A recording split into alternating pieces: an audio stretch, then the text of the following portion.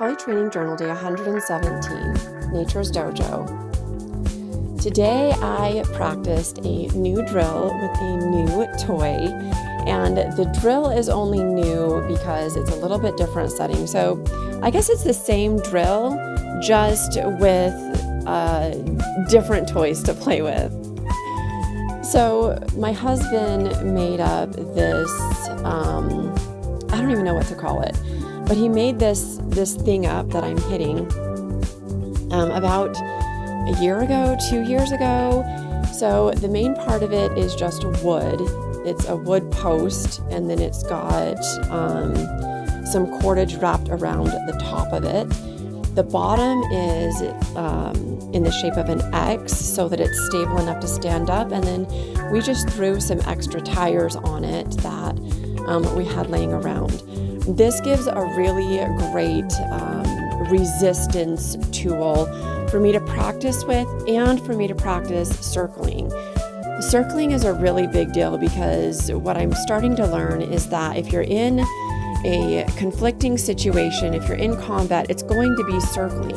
You're not going to be standing in one place, and you're probably not going to just be bridging like what we show in our drills or like what we perform in our drills. So having this tool to practice my circling was so wonderful this morning. I actually got tired faster than if I'm not hitting anything, which was also really good feedback. This tells me that I'm going to be able to use this as a tool to help me improve my stamina, my strength, and my ability to keep going in a fight. It's also going to help me with my circling footwork and my compassing footwork.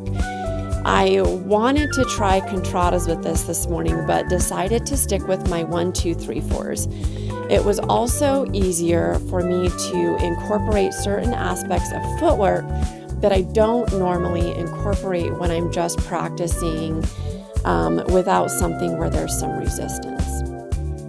So having this tool, I am just so excited about having something to be able to hit on and focus on anytime I practice if I'm not practicing with a partner. I'm still very attached to solo practice. Solo practice helps me to take the time that I need to focus on certain aspects.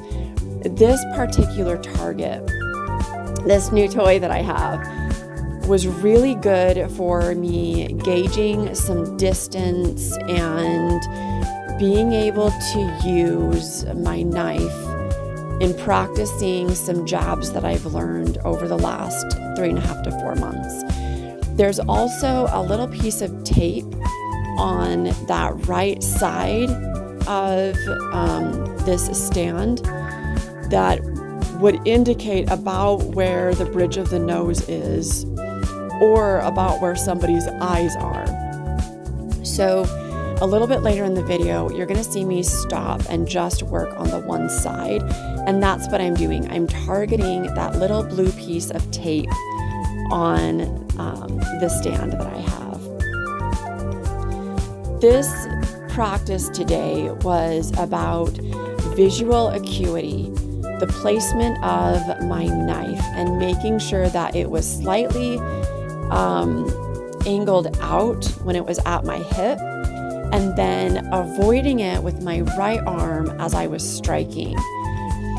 A little bit later in the video, when I really am just focusing on practicing from the one side, I am also focusing on bringing the knife up and over my one in my Espada Daga drill, and really making sure that my posture is correct in wherever the knife is moving, whether it's at the solar plexus or it's moving to my hip.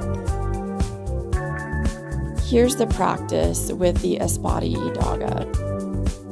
This drill was super helpful this morning, especially being able to use this target standing in one place, focusing on where my feet were, how did it feel, and just taking it slow.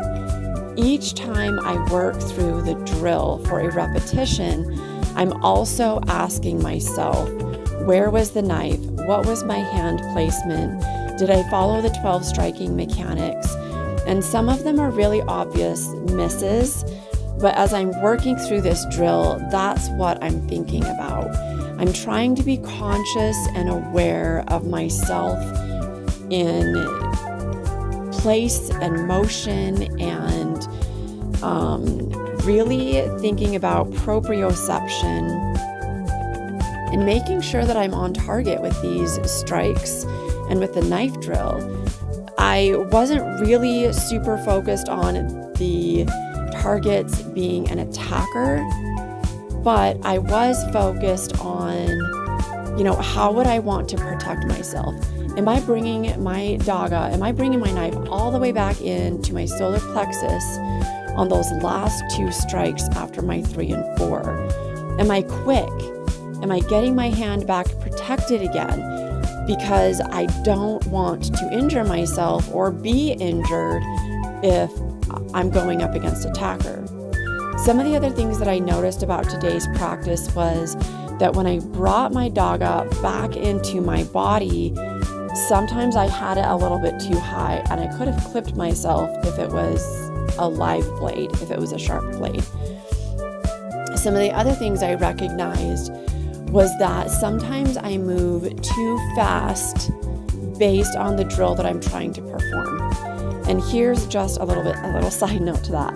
When I'm learning a drill, I do want to practice it fast.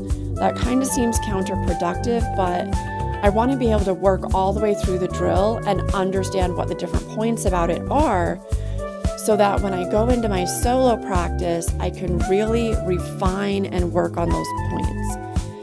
I am super excited about this new tool I have. I'm going to have to figure out a good name for it for reference here. But it was just so much fun. If I didn't have other plans today, I would have just kept practicing with this.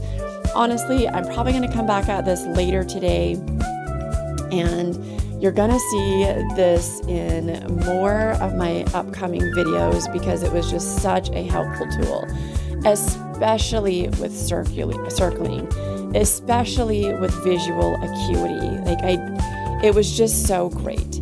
Thank you for watching.